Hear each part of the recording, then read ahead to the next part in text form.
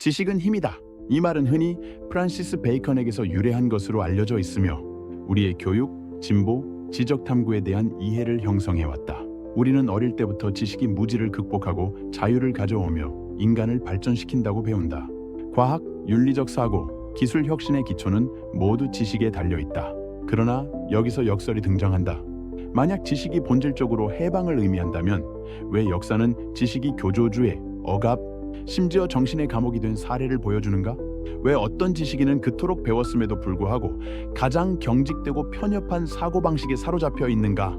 진리를 추구하는 과정에서 지식은 종종 무기가 되었다.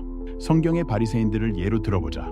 그들은 종교적 율법을 철저히 연구하고 숙달한 사람들이었다. 그러나 예수는 그들을 강하게 비판했다.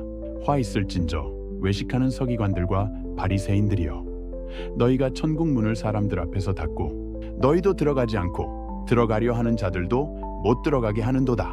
마태복음 23:3. 그리고 그는 말한다. 인간이 안식일을 위해 있는 것이 아니라 안식일이 인간을 위해 있는 것이다 라고. 바리새인들은 방대한 지식을 갖고 있었지만 그 지식을 통해 영적 깨달음을 얻지 못했다.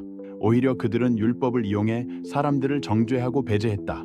즉 그들의 지식은 구원의 길이 아니라 속박의 도구가 되었다.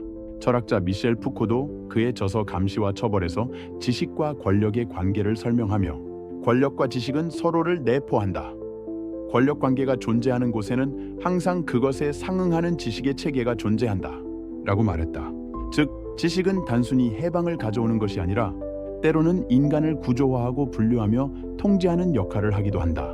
이러한 현상은 종교에만 국한되지 않는다. 학문과 과학에서도 지적 경직성은 빈번하게 발생한다. 과학 철학자 토마스 쿤은 과학혁명의 구조, The Structure of Scientific Revolutions에서 과학자들이 기존 패러다임을 고수하며 새로운 이론을 쉽게 받아들이지 않는다고 설명한다. 새로운 패러다임이 등장하려면 기존 지식 체계가 극심한 저항을 겪어야 하며 충분한 증거가 축적된 후에야 겨우 받아들여진다는 것이다. 이를 대표하는 사례가 갈릴러 갈릴레이다. 그는 지동설을 주장했지만 그의 이론은 단순히 종교적 이유로 거부당한 것이 아니었다. 당시의 학자들조차도 천동설에 기반한 기존의 세계관을 지키려 했기 때문이다. 그들은 자신의 지식을 지키려다 오히려 그것에 갇히게 되었다. 지식이 감옥이 되는 순간은 다음과 같다. 지식을 기존 신념을 강화하는 도구로만 사용할 때, 지식을 새로운 가능성을 제한하는 벽으로 삼을 때, 지식이 끊임없이 변화하고 진화한다는 사실을 잊을 때, 그렇다면 지식이 우리를 속박하지 않도록 하려면 어떻게 해야 할까?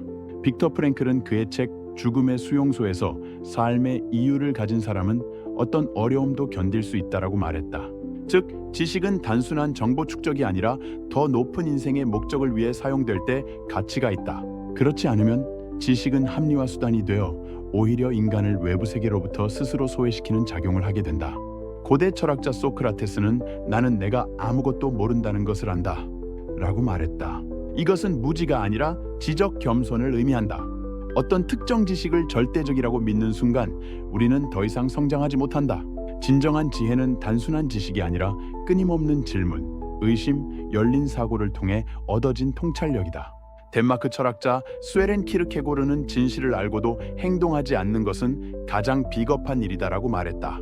지식은 행동으로 이어질 때 비로소 의미가 있다. 종교적 신념이든 과학적 발견이든 인간관계에서든 지식은 현실을 변화시켜 인간의 행복을 위한 도구가 될 때 가치를 가진다. 그렇다면 지식은 해방의 도구인가? 정신의 감옥인가? 정답은 절대적이지 않다. 지식을 무비판적으로 받아들이고 절대적인 진리로 여긴다면 그것은 감옥이 된다. 하지만 특정 지식을 초월하여 더 넓은 시각에서 바라보고 또 다른 새로운 지식의 가능성을 탐구한다면 그것은 자유로 가는 길이 될 수 있다. 중요한 것은 지식을 얼마나 축적했느냐가 아니라 그것을 어떻게 활용하고 활용한 이후 다시 그 지식을 초월할 수 있는가이다. 결국 그 지식을 활용하는 주체인 내가 과연 어떠한 존재인가라는 질문이 가장 중요할 것이다.